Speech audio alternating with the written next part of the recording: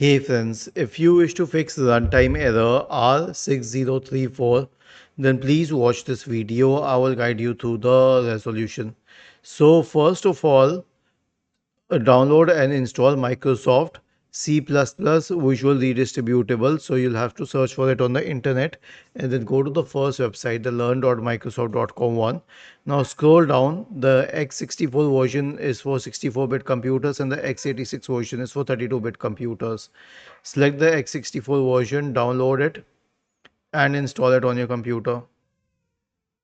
Click on repair. Okay, if this doesn't fix, then straight away search for command prompt in the Windows search bar.